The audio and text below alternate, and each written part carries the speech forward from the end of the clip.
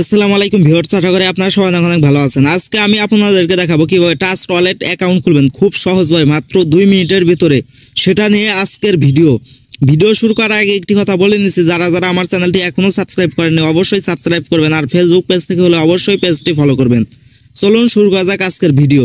আমার video description বক্সে অথবা ফার্স্ট কমেন্টে অ্যাপস লিঙ্ক নামে একটি অপশন দেওয়া আছে, touch wallet apps link option দেওয়া আছে। সেখানে ক্লিক করলে কিন্তু আপনাদের সরাসরি প্লে স্টোর নিয়ে আসবে।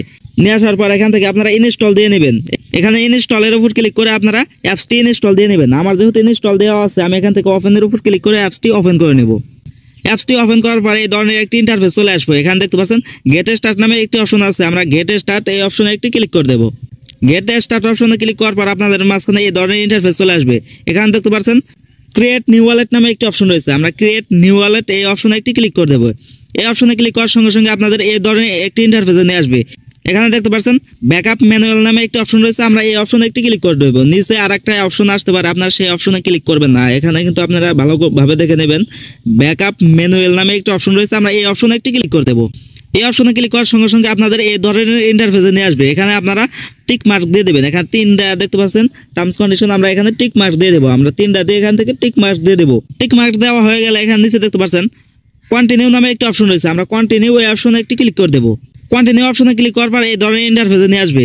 এখানে দেখতে পাচ্ছেন আমাদের কিন্তু এই লেখাগুলো সর্বপ্রথম লিখে রাখতে হবে, অথবা অন্য ফোন দিয়ে আমাদের কিন্তু এটা একটি পিক তুলে রাখতে হবে, ছবি তুলে রাখতে হবে।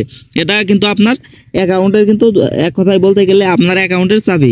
আপনি অন্য কোনো ফোনে অথবা অন্য কোনো ডিভাইসে আপনি পরবর্তীতে লগ ইন করতে গেলে কিন্তু আপনার এই কোডটি চাবে। আপনি যদি অ্যাপস আনইনস্টল করে দিয়ে ইনস্টল করেন তাহলে কিন্তু আপনি এই কোড ছাড়া কিন্তু আপনি আপনার টাচ ওয়ালেট অ্যাকাউন্টে ঢুকতে পারবেন না, টাচ ওয়ালেট অ্যাকাউন্ট ওপেন করতে পারবেন না। এই জন্য আপনারা এটা লিখে রাখবেন, অথবা আপনি অন্য কোনো ফোন দিয়ে একটি ছবি তুলে রাখবেন। এরপর নিচে দেখতে পাচ্ছেন কন্টিনিউ নামে একটি অপশন রয়েছে, আমরা কন্টিনিউ এই অপশনে একটি ক্লিক করে দেবো।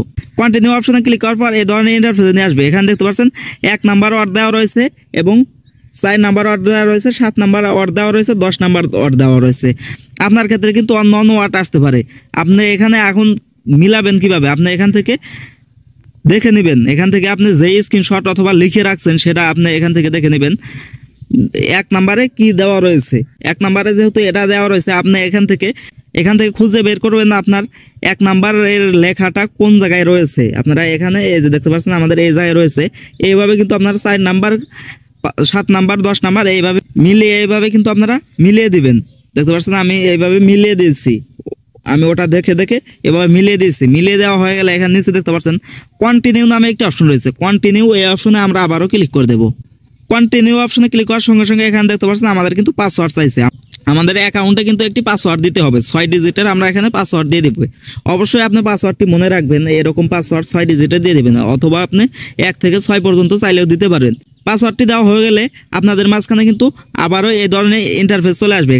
এখানে দেখতে পাচ্ছেন কনফার্ম পাসওয়ার্ড নামে একটা অপশন রয়েছে, আপনি আগে যেই পাসওয়ার্ডটি দিয়েছিলেন সেই একই পাসওয়ার্ড কিন্তু আবারও এখানে দিয়ে দিবেন।